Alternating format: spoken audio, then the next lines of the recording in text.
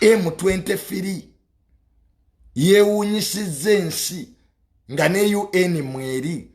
M23 ekibiina ky'abayeekere Congo kirabiddwako n'ekyokulwanisa ekitibwa surface to air missile. Ti Africa. Nze nabagamba mu byewuunye ebiri ku Africa kuno bakyabiwandiikako ne mu World Book of Records. M23 yalabiddwako ne surface to air missiles. Era ennaku bbiri emabega M23 yabadde ekubye ennyonyi ya UN helicopter ng'ekozesa system zetubadde tulabye Ukraine. Omanyi zino surface to air missiles tubadde tuziraba mu ddwaniro e Ukraine. M23 egiina akitegedde kubirako Mukama engalo ez'amaanyi. Ye report evudde mu nsonda eza UN. M23 yeewunyisizza ensi ng'erina surface to air missiles. Ekyo nno kiba kitegeeza naye lipooti eno tekomyawo. Bagamba nti system eno surface to air eneekuba nnyonyi. Eno surface to air tuzirabye Ukraine zikuba nnyonyi. Zino zimigi simanya Sukhoi tezisalimbira weeri. Eno surface to air nenga lebo group nga M23 yalabiddwako nayo ng'egiina. Naye bagamba nti yaggwanga lya Rwanda. Era ensonda zimaze ne ziga nti surface to air missile eno M23 gyeyina eva Rwanda. Ekyo kyo tebakirumyemu. Lipooti bwegambye kakati gwe mbulirayo Labour Group ekibiina ky'abayeekera nga kirina surface to air missiles M23 eziina. Era kitegeeza nti ennyonyi za Congo, remember Congo ebadde ekozesa ennyonyi Sukhoi enkola z'omulasha okuba M23. South Africa ebadde yaleeta drones ez'omutawaana. Kati M23 bwebejjeeyo surface to air, awo biba bikyuseemu muganda wange. Akatambi kati kakyuseemu. Tewaliiwo nnyonyi wadde drone wadde helicopter egenda kuddamu kusaalimbira mu Eastern Congo. Kuba kimaze okutegeerekeka nti M23 erina ekyokulwanisa eky'omutawaana ze bayita surface to air missiles. Ya bbeeyi eyo ya bbeeyi, ate buli muzinga gw'ekasuka gwa bbeeyi. Bazita SAMS. Eyo buli pilot avuga ennyonyi ennwanyi agitya. Buli pilot kaabe wa America kaabe wa Russia kyasooka okubuuza nti ekitundu kye tugenda okulumba tekirimu surface to air missiles. Zino missiles oba defensive system M23 gye yaggyeeyo esobola okulookinga target n'egikubira wala. Esobola okuba emnyonyi yonna ng'ate egikubidde wala. So amawulire agava e Congo bwe gatyo bwe gagamba nti kiri confirmed, kimaze okukakasibwa okuva mu nsonda ne ripooti za UN nti M23 eyina surface to air missiles. Era ne kitegeeza nti ennyonyi ennwanyi z'eggwanga lya Congo n'amawanga ga Sadaka gayina okwegendereza. Kati South Africa olwakitegedde bino we byatuuse mu South Africa. Jukira South Africa, Tanzania ne Malawi be bakuliddemu omulimu gw'okulwanisa M23. Naye bino South Africa olwabitegedde nti abayeekera bezza okkuba bayina surface to air missiles, South Africa eyongedde amaje 29,000 South Africa ayungudde amaje 29,000 okwegende Congo gakube M23 South Africa evudde mu by'omuzannyo nega ekichi baina surface to air missiles M23 naffe tuyungule. So South Africa ngeita mu president wayo Cyril Ramaphosa bagenda kuyungula abajasi 29,000 babagadde kulwedda abaliyo bwe bityo webiri Congo awo olutalo lukyagenda maaso. Jukira Tanzania yalete mundu zaayo zino ezikuba ewala Uganda zemwaka zako 7 Tanzania yazituusa dda weziryawo mu Eastern Congo.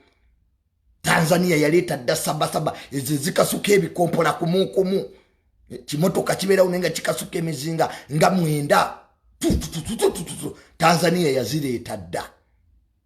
Kakati ne M23 nayo negamba kale bwe muba mulese South Africa ngerese drone zayo ez'omutawaana ono Tanzania alese 7 nabo ne bajjayo surface to air missiles. Remember M23 obuzibu bwokka bwebadde nabo kukuba nnyonyi za Congo ebadde ekozesa ennyonyi ennwanyi ekika kya Sukhoi ne drone za South Africa. Kati bwebanga M23 emaze okukuba mu bbanga kati wansi esobola olwana balwanyi ku ttaka awo naye babadde baagala system ekuba ennyonyi za Congo era UN bwetu bwevuddeyo negamba nti bannange M23 erina surface to air missile. So tusabire Congo olutalo ddo lukola ki lutuusaawo. Remember olutalo luno nga terunabaawo His Excellency Kagame afuga Rwanda yavaayo n'ategeeza ensi n'agamba nti Congo bw'eba egaanye okuteesa ng'egaanye emirembe emmundu bw'eba evuge era n'agamba nti Rwanda neetegefu. Rwanda is ready for any scenario. Kakati bwaba nga His Excellency Kagame yagamba nti Rwanda neetegefu okudefendinga interests zaayo era n'agamba Abanyarwanda nti tewaliiwo wadde omuzinga ogugenda okukuba Rwanda. Kakati alabika bye yajja ayogera manyiye musajja wa practicals. His Excellency Kagame ayogera n'ateeka mu nkola. Naye nga Minister of Defense wa Congo yakyaddeko mu Eastern Congo. M23 yabadde yagala kuwamba kitundu bakita Saki. Saki ye town gy'osookerako nga tonnawamba Goma. Remember Ituri province Goma kye kibuga ekikulu ekyeno mu Eastern Congo. Kati waliwo ekibuga ekirala bakita Saki. Aba M23 bali baagala kiwamba naye amagye ga South Africa ga Congo ne gabalemesa n'aga South Africa ne baddayo mu nsozi. Kati ku luno reports ezive Congo ziraga nti M23 actually kati ekoze egenda ku eyagala kulumba ekibuga Saki. Olutalo kati luli Saki. Singa M23 ewamba ekibuga ekyo Saki, ekibuga Goma kijja kuba mu katyabaga. So amagye ga Congo gakola buli ekisoboka okulaba nti M23 tewamba kibuga kino Saki.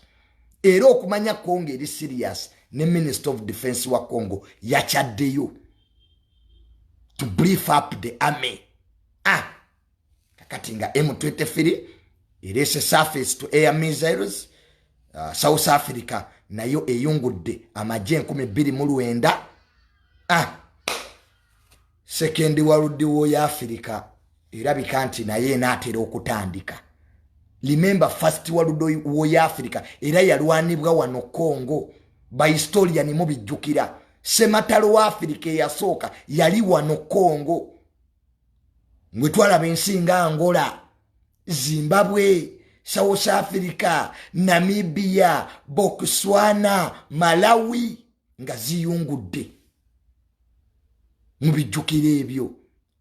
Nga ate eno tulinayo Uganda, Rwanda, Burundi nga zikola ki nga Egypt basaamu sente olutalo lwali lw'amaanyi nnyo mu Congo awo. Kakati history repeats itself. We are back where we started from. Congo we yatandikira weze. Kakati nga maliriza ensonga ya Congo eno, Abakongo mu kibuga Kinshasa, ekibuga ekikulu ekya Congo, balumbye embassy ya America ne ya Bufaransa. Abakongo bekalakasiza ne bocha ebipiira ne bocha bendera ya America ne bagenda ne ku embassy ya Bufaransa mu kibuga ekikulu Kinshasa ne bekalakasa. Abakongo bagamba nti America ne Bufaransa ziwagira Rwanda. They are saying that Americans and the French are supporting Rwanda. Kakati America yavayo n'ebyegana, Bufaransa nayo yagamba nti yo teyina gwewagira, ne Abakongo bagamba nti Rwanda yewagirwa Abamerika n'Abafaransa. Kuba ekitundu ekyo kirimu minerals bino biri allegedly. Abakongo bwe bagamba byambu. Simanyi oba bituufu oba bityamu, naye kwekalakasa okwabaddeyo ng'Abakongo bali mu kwekalakasa kw'embassy ya America mu kibuga Kinshasa ne ya Bufaransa. So ketusabire eggwanga lya Congo.